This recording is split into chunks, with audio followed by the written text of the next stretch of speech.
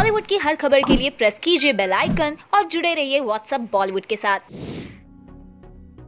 Hello everyone, welcome to WhatsApp Bollywood. Bollywood में अपने सपनों को पूरा करने हर साल लाखों लोग आते हैं। इन लाखों लोगों में से कुछ ही लोग की किस्मत चमक पाती है और बाकी निराश होकर वापस लौट जाते हैं। कुछ ऐसा ही लोक जनशक्ति पार्टी के नेता चिराग पासवान के साथ हुआ था।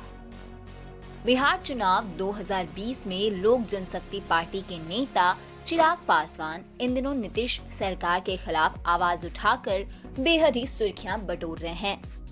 लेकिन एक वक्त था जब चिराग पासवान पॉलिटिशियन नहीं बल्कि एक्टर बनना चाहते थे।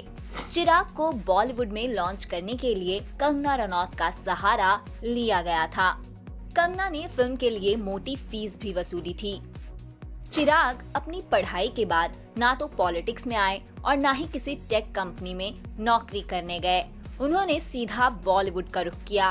साल 2011 में कंगना रनौत के साथ उनकी फिल्म आई थी मिले ना मिले हम। 13 करोड़ रुपए में बनी ये फिल्म बुरी तरह से फ्लॉप हो गई थी और इसका बॉक्स ऑफिस कलेक्शन सिर्फ 97 लाख रुपए था। इस फिल्म में चिराग और कंगना लीड रोल में थे। उनके अलावा नीरू बाजवा और सागरिका घाटगे जैसे एक्ट्रेसेस भी थीं। चिराग के फिल्म को बहुत बड़े लेवल पर बनाया गया था और प्रमोट भी किया गया था। फिल्म का प्रमोशन करने वो पटना भी गए थे। इसी दौरान जब मीडिया ने उनसे राजनीति में आने की बात कही तो वो डिसइंटरेस्टेड दिखे। पढ़ाई खत्म करने के बाद हैंडसम चिराग ने ये ठान लिया था कि वो बॉलीवुड में एक्टर ही बनेंगे। वहीं उनके पिता रामविलास पासवान चाहते थे कि चिराग उनके पॉलिटिकल विरासत को संभालें।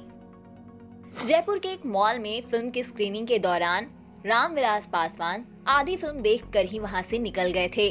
जब उनसे पूछा गया कि आपने अपने बेटे की फिल्म नहीं देखी तो यही जवाब दिया गया कि घर पर अपनी पूरी फैमिली के साथ ये फिल्म देख लूंगा।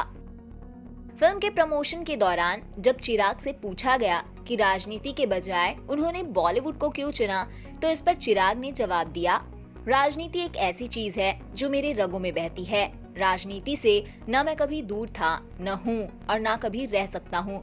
लेकिन फिलहाल मैंने फिल्मों को अपना पेशा चुना है क्योंकि मेरा बचपन से सपना था कि मैं अपने आप को बड़े पर्दे पर देखूं।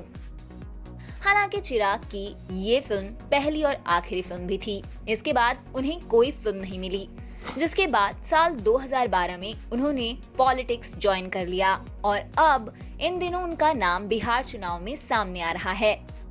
2014 के लोकसभा चुनाव के वक्त चिराग राजनीति में एक्टिव हुए। लोग बताते हैं कि 2014 के लोकसभा चुनाव से पहले जब नीतीश कुमार एनडीए से अलग हो गए थे तो चिराग के कहने पर ही लोजपा एनडीए का हिस्सा बनी।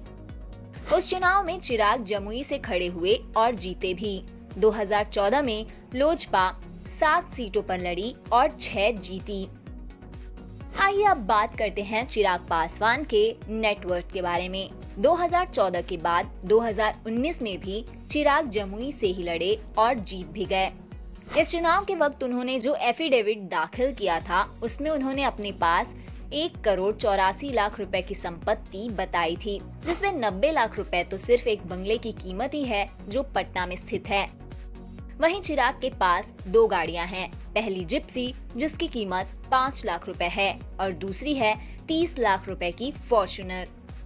इसके अलावा चिराग पासवान 6 कंपनीज के डायरेक्टर भी हैं। इन सभी कंपनियों में उनके शेयर हैं जिसकी कीमत 2019 के मुताबिक 35,91,000 रुपए है। पिछले दिनों रामविलास पासवान का निधन हो गया, जिसके बाद अब उनकी राजनीतिक विरासत उनके बेटे चिराग पासवान संभालेंगे। अगर आपको ये न्यूज रिपोर्ट पसंद आई है तो कमेंट्स के जरिए हमें बताइए और ऐसे ही अपडेट्स के लिए देखते रहिए व्हाट्सएप बॉलीवुड।